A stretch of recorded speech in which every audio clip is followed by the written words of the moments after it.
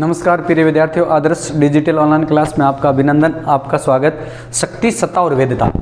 आपको पता है प्राचीन समय में कहा गया था जिसकी लाठी उसकी भैंस। और शक्ति का, जैसे आपको पता है चंद्रगुप्त मौर्य ने पूरे भारत में साम्राज्य स्थापित किया, वो शक्ति थी कि भी शक्ति और बल में अंतर होता है। तो ये आपके टॉपिक है, दूसरा लेसन, ये पहली यूनिट पूरी आपके सिलेबस में है। तो इसको समझना है कि शक्ति, सत्ता और वेदता। जैसे मोदी है, नरेंद्र मोदी सत्ता का उदाहरण है। किसका उदाहरण है? सत्ता का उदाहरण। मतलब वो सत्ता के द्वारा लोगों को मतलब मंत्रियों बना रहे हैं, उन्होंने सत्ता के द्वारा अपने शक्ति मतलब सीटों को प्राप्त किया, ये सत्ता के। वेदता, वेदता उसके विपरीत एक अवगुण होता है वेदता। तो शक्ति और सत्ता दोनों एक दूसरे, शक्ति के बिना सत्ता को प्राप्त नहीं किया जा। नरेंद्र मोदी ने चक्र चलाया और आपको पता है एक लहर चली थी, मोदी लहर। मोदी लहर ही एक शक्ति का उदाहरण है। तो ये शक्ति और सत्ता वेदता में बहुत अच्छा टॉपिक है कि आपको पता है प्राचीन समय में शक्ति को राजनीति विज्ञान की स्रोत शक्ति माना। तो इस चीज़ को भी आपको विशेषतः समझना है, बहुत अच्छा टॉपिक है शक्ति, सत्ता और वेदता।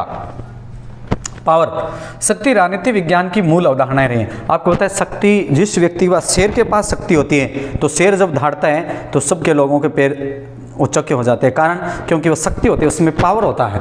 तो शक्ति राजनीति विज्ञान में अरस्तु ने कहा था कि शक्ति ही सर्वोच्च विज्ञान होती है, राजनीति एक सर्वोच्च विज्ञान है। क्या बताया था? राजनीति एक सर्वोच्च विज्ञान। तो शक्ति राजनीति विज्ञान की मूल अवधारणा रही है। क्या रही है? मूल अवधारणा। तो आपको पता है शक्ति राजनीति विज्ञान की मूल अवधारणा रही, क्योंकि राजनीति हमारे समाज का वह क्षेत्र है, इसे समझना है, क्योंकि राजनीति हमारे समाज का वह क्षेत्र है जहाँ सभी के नियम बनाए जाते हैं, सभी के लिए निर्णय लिए जाते हैं। तो इस चीज़ को भी आपको विशेषतः क्या करना है? समझना है। तो शक्ति राजनीति विज्ञान की मूल अवधारणा रही है, क्योंकि राजनीति हमारे समाज की वह क्षेत्र है जहाँ सभी के लिए नियम बनाए जाते हैं, सभी के लिए निर्णय लिए जाते हैं, अधिकांश अधिकारों और कर्तव्यों का आवंटन किया जाता है, किस व्यक्ति को क्या अधिकार देना है, किस व्यक्ति को क्या कर्तव्य देना है, इन व्यक्ति अधिकारों और कर्तव्यों का क्या किया जाता है? आवंटन। आवंटन कहते हैं बांटने को। किसको कहते हैं? बांटने को। तो व्यक्ति के अधिकार और कर्तव्यों का क्या किया जाता है? आवंटन किया जाता है। क्या किया जाता है? आवंटन। तो आपको पता है अधिकारों और कर्तव्यों का आवंटन किया जाता है। इन सब कार्यों को करने के लिए शक्ति की क्या होती है? आवश्यकता। आप जैसे ये बोतल है, एग्जाम्पल लो, इस बोतल को मैंने उठाया, इस पर क्या लगी? इस पर शक्ति लगी। इस पर क्या लगी? ये जैसे मैंने यहाँ से उठाया, देखो ये शक्ति का उदाहरण है। किसका उदाहरण है? शक्ति। मतलब किसी चीज को करने के लिए अधिकारों और कर्तव्यों का आवंटन करे, सब कार्यों को करने के लिए शक्ति की आवश्यकता होती है। जैसे आपको पता है मोदी ने लोकसभा चुनाव लड़ा, 17वीं लोकसभा चुनाव लड़ा, उन्होंने शक्ति के द्वारा ही चक्रव्यूह चलाया और 300 से ज्यादा क्या कर प्राप्त की? सीटें प्राप्त की। तो ये किसका उदाहरण है? शक्ति का उदाहरण है। तो आपको पता है सब कार्यों को करने के लिए शक्ति की क्या होती है? आवश्यकता होती है। लेकिन शक्ति का स्वरूप क्या है? इसकी प्रवृत्ति क्या है? समाज में शक्ति का स्रोत क्या है? कि वे समाज में शक्ति के स्रोत क्या होते हैं? आदि तत्वों पर एकरूपता का अभाव था। जहां प्राचीन समय में सैनिक शक्ति महत्वपूर्ण मानी जाती थी, कि सैनिक जो होते थे युद्ध करते थे और वो लोगों को या अपने दुश्मनों को क्या करते थे? हरा देते थे। तो आपको इस चीज को समझना है कि जहाँ प्राचीन समय में सैनिक शक्ति महत्वपूर्ण मानी जाती थी, वहीं इसी समय राजनीतिक शक्ति पर विशेष जोर दिया जाता है। पहले शक्ति पर जोर दिया जाता था, सैनिकों के ऊपर जोर दिया जाता था। तो प्राचीन समय में सैनिक शक्ति महत्वपूर्ण मानी जाती थी, वहीं इसी समय राजनीतिक शक्ति पर विशेष जोर दिया जाता है। और प्राचीन भारतीय चिंतन में मनु, जैसे आपको बताया प्राचीन भारत में मनु और कौटिल्य, शुक्र और आदि ने शक्ति के विविध तत्वों पर उन्होंने क्या डाला? प्रकाश डाला। तो इस चीज़ को समझना है कि इसी समय राजनीतिक शक्ति पर विशेष जोर डाला। प्राचीन भारतीय चिंतन में मनु, कौटिल्य, शुक्र आदि ने शक्ति के विविध तत्वों पर उन्होंने क्या डाला? प्रकाश डाला। वहीं यूरोपीय चिंतकों में मैकियावली, ये बहुत अच्छा क्वेश्चन है, मैकियावली को प्रथम शक्तिशाली विचारक माना जाता है। ये क्वेश्चन पूछा जा सकता है, मैकियावली को कौन सा? तो मैकियावली को आपको पता है, वही यूरोपीय चिंतन में मैकियावली को प्रथम शक्तिवादी। तो मैकियावली को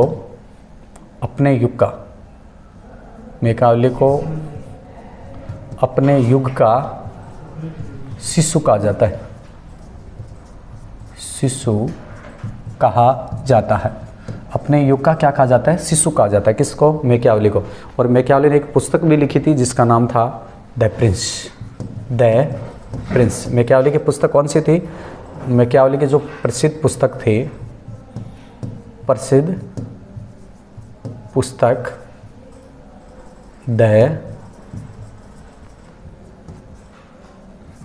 द प्रिंस। मैकियावेली की प्रसिद्ध पुस्तक क्या थी? The Prince. तो इस चीज़ को भी आपको विशेषतः क्या करना है, समझना है। वेरी इंपॉर्टेंट टॉपिक है, तो इसको समझना है। मैकियावेली को अपने युग का क्या कहा जाता है? शिशु कहा जाता है। और प्रसिद्ध पुस्तक है द प्रिंस। कौन सी है? The Prince. उसके बाद में देखिए आपको अच्छा टॉपिक है, तो यहाँ हम देखो हमने पढ़ा, वहीं यूरोपीय चिंतन में मैकियावेली को प्रथम राजनीतिक विचारक माना जाता है। प्रथम क्या माना जाता है? राजनीतिक विचारक। तो यूरोपीय चिंतन में मैकियावेली को प्रथम शक्तिवादी विचारक माना जाता है। उसके बाद इंग्लैंड के टॉमस हॉब्स ने अपनी पुस्तक लेवियाथन में 1651 में राज्य और राजनीतिक क्षेत्र में शक्ति के महत्व को उन्होंने क्या किया था? रेखांकित किया था। तो इस चीज़ को भी आपको विशेषतः क्या है, समझना है। देखिए यहाँ पर इसकी परिभाषा बहुत शानदार है।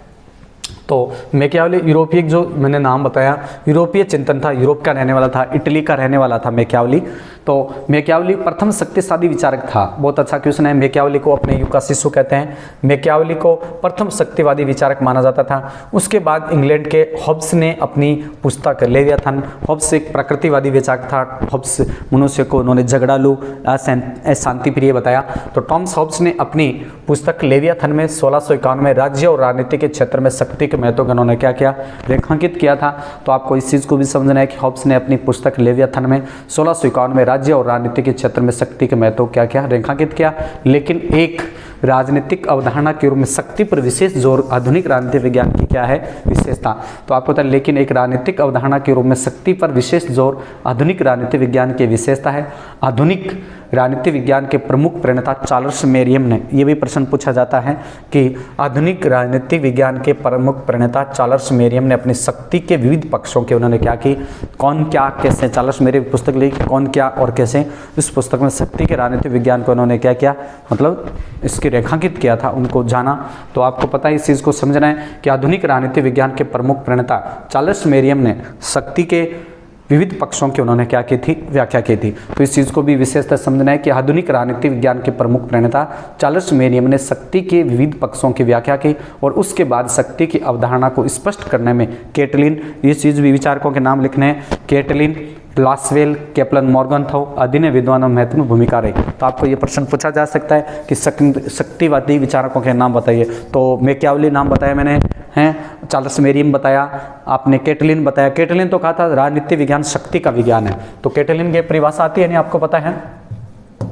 कैटलिन के अनुसार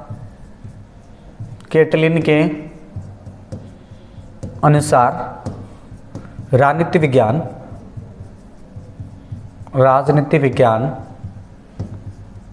शक्ति का विज्ञान है। राजनीति विज्ञान शक्ति का क्या है? विज्ञान है। राजनीति विज्ञान किसका विज्ञान है? शक्ति का विज्ञान। तो कैटलिन ने कहा था, तो इस चीज़ आपको समझना है, कैटलिन के अनुसार राजनीति विज्ञान शक्ति का क्या है? विज्ञान है। तो इस चीज़ को समझना है, कैटलिन ने क्या राजनीति विज्ञान है वो शक्ति का विज्ञान है।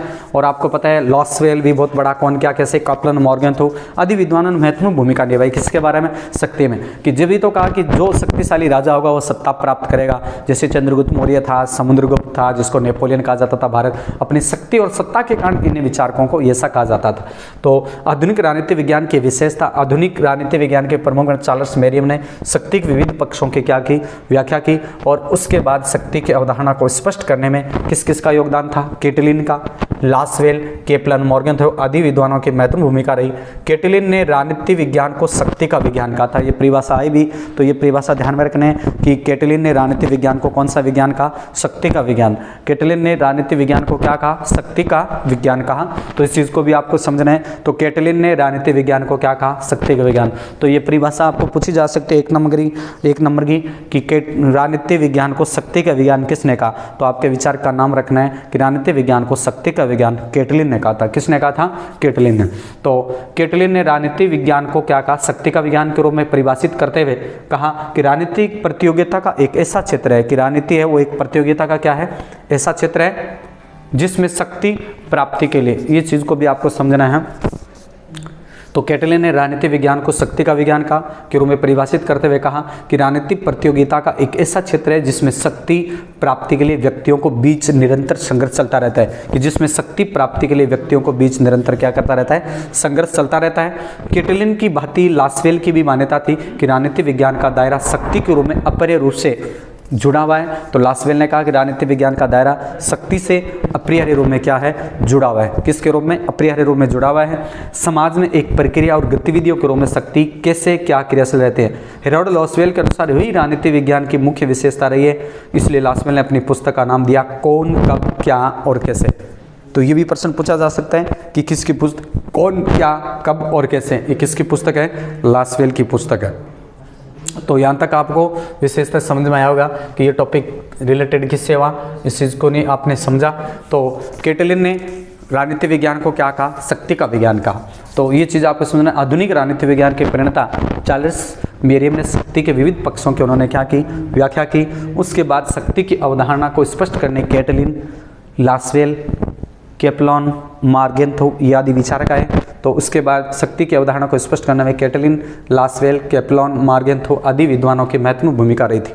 कैटलिन ने राजनीतिक विज्ञान को शक्ति के विज्ञान के रूप में क्या किया? परिभाषित किया। तो आपको समझना है कि कैटलिन ने राजनीतिक विज्ञान को शक्ति के विज्ञान के रूप में परिभाषित करते हुए कहा कि राजनीतिक प्रतियोगिताओं का ऐसा क्षेत्र है, आपको समझना है कि राजनीतिक प्रतियोगिताओं का ऐसा क्षेत्र है जिसमें शक्ति प्राप्ति के लिए व्यक्तियों के बीच निरंतर संघर्ष चलता रहता है। तो इस चीज़ को भी समझना चाहा गया कि जिसमें शक्ति प्राप्ति के लिए व्यक्तियों के बीच निरंतर संघर्ष चलता रहता है।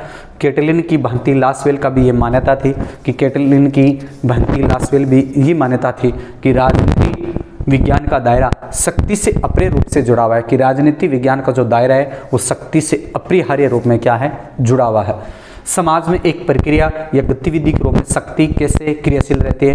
हेरोल्ड लासवेल के अनुसार यही राजनीति विज्ञान की मुख्य विशेषता है। हेरोल्ड लासवेल के अनुसार यही राजनीति विज्ञान की मुख्य विशेषता है, इसलिए लासवेल ने अपनी पुस्तक का नाम दिया कौन, कब, क्या और कैसे। तो इस चीज़ में देखना है कि एक तो आपको मैंने बताया कि कैटलिन ने राजनीति विज्ञान को क्या कहा? शक्ति का विज्ञान कहा कैटलिन ने, और लासवेल ने जो पुस्तक लिखी उसको, उनकी पुस्तक का नाम था कौन, कब, क्या, कैसे प्राप्त कर सकते हैं या प्राप्त करते हैं। तो लासवेल की पुस्तक पूछी जा सकती है आपके परीक्षा में, पॉलिटिकल स्वाट, गेट्स वाट, व्हेन, वो, हाउ, कि क्या, कब, कैसे प्राप्त कर सकते हैं। मैकाइवर ने अपनी पुस्तक द वेब ऑफ गवर्नमेंट, ये भी ध्यान में रखना है। मैकाइवर बहुत बड़े एक विद्वान थे, तो मैकाइवर ने जो पुस्तक लिखी, मैकाइवर की पुस्तक का नाम है द वेब ऑफ गवर्नमेंट। तो मैकाइवर की कौन सी पुस्तक है?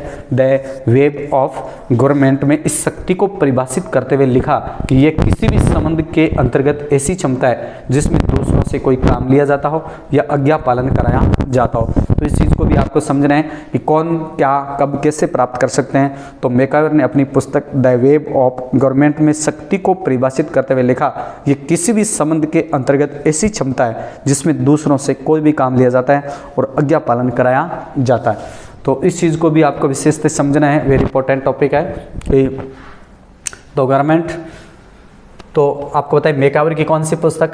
मैकाइवर की पुस्तक है द वेब ऑफ गवर्नमेंट में शक्ति को परिभाषित करते हुए लिखा कि यह किसी भी संबंध के अंतर्गत ऐसी क्षमता है जिसमें दूसरों से कोई काम लिया जाता है और आज्ञा पालन कराया जाता है। उसके बाद में ऑर्गेनसी, ये भी अच्छा ट्यूशन है कि ऑर्गेनेसी ने के शब्दों में शक्ति दूसरे के आचरण को अपने लक्ष्य के अनुसार प्रभावित करने की क्या है? क्षमता। तो आपको पता है ऑर्गेनसी ने कितनी बढ़िया परिभाषा दी है कि शक्ति दूसरों के आचरण को अपने लक्ष्य के अनुसार प्रभावित करने की क्या है? क्षमता है। तो इस चीज को भी आपको विशेषतः क्या करना है? समझना है। तो ऑर्गेनसी के शब्दों में शक्ति दूसरों के आचरण को अपने लक्ष्य के अनुसार प्रभावित करने की क्या है? क्षमता है। तो ऑर्गेनसी ने कहा कि शक्ति दूसरों के आचरण को अपने लक्ष्य के अनुसार प्रभावित करने की क्या है? क्षमता है। रॉबर्ट बोरस्टेड के अनुसार शक्ति बल प्रयोग की योग्यता है, न कि उसका वास्तविक प्रयोग। तो आपको समझना है ऑर्गेनसी के शब्दों में शक्ति दूसरे के आचरण को अपने लक्ष्य के अनुसार प्रभावित करने की क्या है? क्षमता। तो इस चीज को भी समझना है कि ऑर्गेनसी ने कहा कि शक्ति दूसरे के आचरण को अपने लक्ष्य के अनुसार प्रभावित करने की क्या है? क्षमता। तो ऑर्गेनसी के शब्दों में बहुत अच्छी परिभाषा कि दूसरों के आचरण को यदि हम अपने लक्ष्य को प्रभावित करने की जो क्षमता करते हैं उसको क्या कहते हैं? शक्ति। रॉबर्ट बोरस्टेड के अनुसार शक्ति बल प्रयोग की योग्यता है, न कि वास्तविक प्रयोग। रॉबर्ट बोरस्टेड की परिभाषा भी प्रश्न पूछी जाती है परीक्षा में कि शक्ति बल प्रयोग की योग्यता है, न कि उसका वास्तविक प्रयोग। तो इस चीज़ को भी समझ लें कि रॉबर्ट बर्नस्टाइन के अनुसार शक्ति बल प्रयोग की योग्यता है, न कि उसका वास्तविक प्रयोग।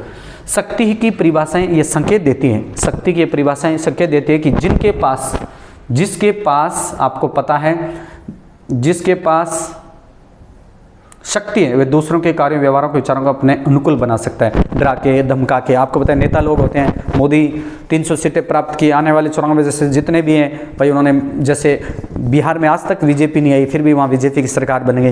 ये सत्ता का कारण है, ये शक्ति का पावरफुल मतलब उदाहरण है। तो हम कह सकते हैं यहाँ जो नीचे उदाहरण दिया कि शक्ति क्या नहीं है, शक्ति की परिभाषा ये संकेत देती है कि जिसके पास आपको पता है शक्ति है, वह दूसरों के कार्यों और व्यवहारों के विचारों को अपने अनुकूल बना सकता है। मतलब शक्ति है, और शक्ति आपको पता है हमारे ऐसे कहावत है, संगठन में क्या होती है, शक्ति। कहावत है कि संगठन में शक्ति, तो आपको पता है शक्ति, तो शक्ति के द्वारा ही दूसरे परिभाषित ये संकेत करते हैं कि शक्ति दूसरों के कार्यों और व्यवहारों विचारों को अपने अनुकूल क्या हो सकता है, बना सकता है। वहीं दूसरी ओर समकालीन जो सामाजिक विचार होते हैं, दूसरी ओर समकालीन सामाजिक चिंतन में शक्ति का अभिप्राय माना जाता है कि कुछ करने की शक्ति। जब कोई व्यक्ति स्वयं अपने लिए अथवा समाज के लिए कुछ कार्य करता है, वह इसी अर्थ में शक्ति का क्या करता है, प्रयोग करता है। तो ये भी एक अच्छा टॉपिक है कि उन टॉपिक के द्वारा वो समझा जा सके कि शक्ति वह दूसरों के कार्यों और व्यवहारों और विचारों को अपने क्या बना सकता है, अनुकूल बना सकता है। वहीं दूसरी ओर समकालीन सामाजिक जो चिंतन में शक्ति का अभिप्राय माना जाता है कि दूसरी ओर समकालीन सामाजिक चिंतन में शक्ति का अभिप्राय माना जाता है कि कुछ करने की शक्ति, मतलब उसे कुछ करने की शक्ति, अर्थात जब कोई व्यक्ति स्वयं अपने लिए कुछ करने की शक्ति, जब कोई व्यक्ति स्वयं अपने लिए अथवा समाज के लिए कुछ कार्य करता है, तब वो इसी अर्थ में शक्ति का क्या करता है, प्रयोग करता है। तब वो इस शक्ति का क्या करता है, प्रयोग करता है। उसके बाद में देखिए शक्ति का बल और प्रभाव से क्या है भेद, शक्ति का बल और प्रभाव से क्या है भेद। तो इस चीज को भी समझना है कि सामान्यतः शक्ति और बल को एक ही माना जाता है, सामान्यतः शक्ति को बल को और क्या माना जाता है, एक ही माना जाता है, लेकिन वास्तव में दोनों में अंतर है। ये समझना है कि शक्ति और बल में दोनों में क्या है, अंतर है, लेकिन ज्यादातर लोग क्या होते हैं, एक ही मानते हैं। तो सामान्य शक्ति और बल को एक ही माना जाता है, लेकिन वास्तव में दोनों में अंतर है। शक्ति प्रच्छन्न बल है, शक्ति क्या है, प्रच्छन्न बल है, दिखाई देता है, और बल प्रकट शक्ति है, प्रकट हो जाते हैं। तो शक्ति और बल में प्रभाव दोनों में निहित होते हैं। जब शक्ति और बल में अंतर किया जाता है तो शक्ति अप्रकट होती है, शक्ति क्या हो जाती है, अप्रकट हो जाती है। जब शक्ति और बल में अंतर किया जाता है तो शक्ति अप्रकट होती है, जबकि बल उसका प्रकट रूप है। जब शक्ति का प्रभाव में अंतर किया जाता है, जब शक्ति का आपका पता अंतर किया जाता है तो प्रभाव अप्रकट हो जाता है, तब शक्ति प्रकट होते हैं। शक्ति अप्रकट तत्व है, लेकिन बल प्रकट तत्व है। जैसे पुलिस के पास अपराधी को दंडित करने की शक्ति नहीं होती है। इससे इस्तेमाल दिया है कि पुलिस के पास अपराधी को दंडित करने की जो शक्ति होती है वो क्या है, प्रकट बल है। वो मतलब आपको पता है बल हो गया शक्ति का बल, वही दिखाई दे रहा है। तो आपको इस चीज को भी समझना है कि शक्ति अप्रकट तत्व है, लेकिन बल प्रकट तत्व है। जैसे पुलिस के पास बल है वो प्रकट तत्व है, शक्ति है वो अप्रकट तत्व है। पुलिस के पास अपराधी को दंडित करने की शक्ति नहीं रहती है, लेकिन जब वह वास्तव में उसे दंड देती है, वो आर्थिक दंड से शारीरिक दंड कुछ भी हो सकता है, आर्थिक दंड भी हो सकता है और शारीरिक दंड भी हो सकता है। तो आपको पता है आर्थिक दंड से शारीरिक दंड तक तब कुछ भी हो सकता है, तब वह बल का प्रयोग करती है। शिक्षक के पास विद्यार्थी को कक्षा से बाहर निकालने की शक्ति निहित रहती है कि शिक्षक जो होता है और शिक्षक के पास विद्यार्थी को कक्षा से बाहर निकालने की शक्ति निहित रहती है। और जब वह वास्तव में ऐसा करता है, और जब वह वास्तव में ऐसा करता है तब उसकी शक्ति बल में क्या हो जाती है, बदल जाती है। तब उसकी शक्ति बल में क्या हो जाती है, बदल जाती है। तो इस चीज़ को भी हमें समझना है कि जब शक्ति का प्रभाव और अंतर किया जाता है तो प्रभाव अप्रकट होता है और शक्ति प्रकट होती है। शक्ति अप्रकट तत्व है, लेकिन बल प्रकट तत्व है। जैसे पुलिस आपको पता है अपराधी को दंडित करने की शक्ति निहित रहती है, लेकिन जब वह वास्तव में उसे दंड देती है तो वो आर्थिक दंड से शारीरिक दंड कुछ भी हो सकता है, लेकिन बल का प्रयोग करती है। जब एक शिक्षक के पास विद्यार्थी को कक्षा से बाहर निकालने की शक्ति निहित रहती है और जो वास्तव में ऐसा करता है तो उसकी शक्ति बल में बदल जाती है। उसके बाद में इसी तरह शक्ति और प्रभाव में अनेक समानताएं और असमानताएं होती है। इस चीज को भी समझना है। इसी तरह शक्ति और प्रभाव में अनेक समानताएं और असमानताएं क्या है, होती है। तो इस चीज को भी आपको विशेषतः क्या करना है, समझना है कि इसी तरह की शक्ति और प्रभाव में अनेक समानताएं असमानताएं होती हैं। दोनों एक दूसरे को सबलता प्रदान करती है, मतलब उनको आश्वास पैदा करती है, सबलता प्रदान करती है। सबलता का उदाहरण पेश किया जाता है। तो दोनों एक दूसरे को सबलता क्या करती है, प्रदान करती है। दोनों ही औचित्यपूर्ण हो जाने के पश्चात प्रभावशाली होते हैं, और दोनों ही आपको पता है औचित्यपूर्ण हो जाने के पश्चात प्रभावशाली होते हैं। प्रभाव शक्ति उत्पन्न करता है और शक्ति प्रभाव को करता है। प्रभाव है शक्ति को उत्पन्न करता है और शक्ति है वो प्रभाव को पैदा करती है, लेकिन दोनों में अंतर भी होता है। दोनों में क्या होता है? अंतर होता है। शक्ति दमनात्मक होती है। शक्ति क्या होती है? दमनात्मक, और उसके पीछे कठोर भौतिक बल का प्रयोग होता है। तो शक्ति दमनात्मक होती है, उसके पीछे कठोर भौतिक बल का प्रयोग होता है, जबकि प्रभाव में मनोवैज्ञानिक होता है। जबकि प्रभाव में क्या होता है? मनोवैज्ञानिक होता है। शक्ति का प्रयोग किसी के खिलाफ उसकी इच्छा के विरुद्ध भी हो सकता है। ये चीज भी आपको समझने कि शक्ति का प्रयोग किसी के खिलाफ उसकी इच्छा के विरुद्ध भी क्या है? हो सकता है। लेकिन प्रभाव संवेदनात्मक होता है। प्रभाव क्या होता है? संवेदनात्मक होता है। इसकी सफलता का आधार प्रभावित व्यक्ति की सहमति पर निर्भर करता है। क्या करता है? व्यक्ति की सहमति पर निर्भर करता है। इसके अलावा शक्ति अप्रजातांत्रिक तत्व है। शक्ति वो क्या है? अप्रजातांत्रिक तत्व है, जब भी प्रभाव पूर्णतः प्रजातांत्रिक है। शक्ति कितनी भी अधिक होते हो, शक्ति कितनी भी अधिक हो, उससे स्थिरता हेतु प्रभाव की आवश्यकता होती है, लेकिन प्रभाव को अपने अस्तित्व के लिए शक्ति के प्रयोग की क्या होती है? आवश्यकता नहीं होती। कि अपने अस्तित्व के लिए शक्ति के प्रयोग की आवश्यकता नहीं होती। जैसे अंग्रेज भारतीय जनता से शक्ति के माध्यम से अपने आदेशों की पालन करवाते हैं, जबकि महात्मा गांधी प्रभाव का क्या करते थे? प्रयोग करते थे। तो ये सारे जो एग्जाम्पल हैं शक्ति और सत्ता के उदाहरण माने गए हैं। तो इस चीज़ को भी आपको विशेषतः क्या करना है? समझना है। तो यहाँ से जो टॉपिक आपको समझा कि कौन कौन से, जैसे आपने ये टॉपिक को समझा कि कौन से टॉपिक किससे आया, तो प्रभाव और शक्ति के बारे में जो मैंने बताया, तो ये प्रभाव शक्ति का क्या था? उदाहरण था। तो इसी तरह शक्ति और प्रभाव में अनेक समानताएं और असमानताएं होती है। दोनों एक दूसरे की सबलता प्रदान करती है और दोनों ही औचित्यपूर्ण हो जाने के पश्चात प्रभावशाली होती है। और प्रभाव शक्ति उत्पन्न करता है शक्ति प्रभाव को, लेकिन दोनों में अंतर यही होता है कि शक्ति दमनात्मक होती है, उसके पीछे कठोर भौतिक बल का प्रयोग होता है, जबकि प्रभाव मनोवैज्ञानिक होता है। प्रभाव क्या होता है? मनोवैज्ञानिक।